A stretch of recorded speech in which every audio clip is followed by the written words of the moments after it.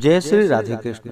आइए आज आप सब सुनेंगे माघ मास महात्म्य कथा में 7वें अध्याय की कथा। तो बोलिए प्रेम से भगवान विष्णु की जय, माता लक्ष्मी की जय, भगवान श्री कृष्ण की जय, सर्वदेवी देवता की जय। दत्तात्रेय जी बोले, चित्रगुप्त ने उनकी आलोचना की और तब यमराज ने दूतों को आज्ञा दी कि एक को तो घोर नरक में ले जाओ जहाँ कठिन दुख होता है, और दूसरे को स्वर्ग में रखो जहाँ उत्तम भोग है।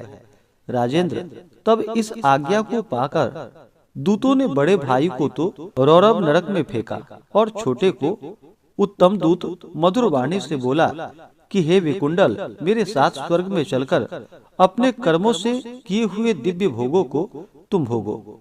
यह सुनकर हृदय में संशय रख कि किस लिए मुझको यह फल मिला है। विकुंडल ने कहा कि हे दूत, मैं तुमसे पूछता हूँ कि हम दोनों ने एक ही कुल में पैदा लेकर एक समान ही कार्य किए, हमारी मृत्यु भी बराबर हुई और यम को भी हमने साथ में ही देखा, तब किस कारण मेरे बड़े भाई को नरक में फेंका गया और मुझे स्वर्ग मिला।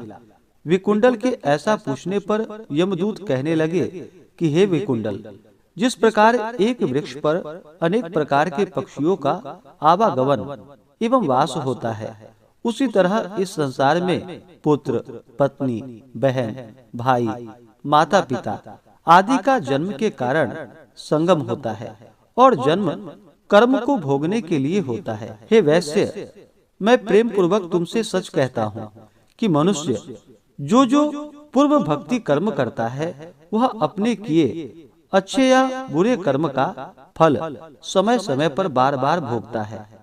जो जैसा कर्म करता है वैसा ही फल भोगता है।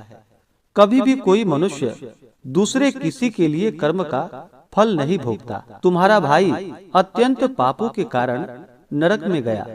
तुम धर्मात्मा हो, धर्म के कारण ही तुम स्वर्ग को प्राप्त हुए हो। विकुंडल ने कहा कि मैंने इस जन्म में पाप ही तो किए हैं, पुण्य नहीं किए हैं। हे देवदूत, मैं तो अपने पुण्य को नहीं जानता। यदि तुम जानते हो तो कृपा करके मुझसे कहो। देवदूत बोले कि हे वैश्य, सुनो, जो पुण्य तुमने किया है मैं सब भली प्रकार से तुमसे कहता हूँ। हरि मित्र का पुत्र सुमित्र ब्राह्मण वेद पाठी था। यमुना जी के तट पर उसका आश्रम था। हे वैश्वर, उसकी तुमसे मित्रता हो गई थी। उसके साथ तुमने 2 माघ मास में समस्त पापों को दूर करने वाली शुभ निर्मल यमुना जी के जल में स्नान किया था, जिससे हे वैश्य श्रेष्ठ, तुम सब पापों से दूर हो गए तथा तुमने स्वर्ग प्राप्त किया। तुम इस पुण्य के प्रभाव से स्वर्ग में चिरकाल तक आनंद भोगोगे और तुम्हारा भाई नरक में यम द्वार दुख भोगेगा। तलवार के समान तीव्र 80 पत्रों से काटा जाएगा, मुहरों से ताड़ित किया जाएगा, चट्टान पर पीसा जाएगा तथा अंगारों से भुना जाएगा। दत्तात्रेय जी बोले, इस तरह दूत की बात को सुनकर वह भाई के दुख से ही दुखी हुआ।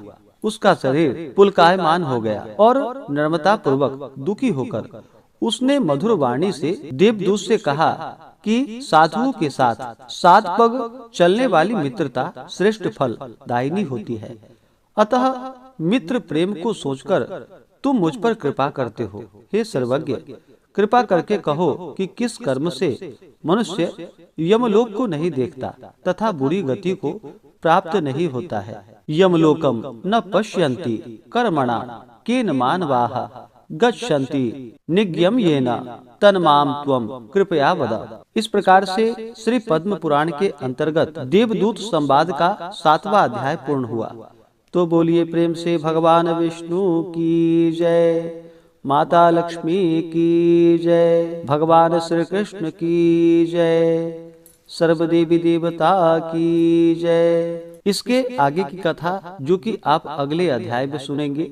इसी प्रकार से कथा को सुनने के लिए, व्रत पूजा के बारे में जानने के लिए चैनल पे अगर आप पहली बार आए हैं तो चैनल को लाल बटन दबा करके सब्सक्राइब करें, साथ में बेल आइकन घंटी को दबाएं ताकि आने वाली वीडियो का नोटिफिकेशन आपको समय से मिलता रहे।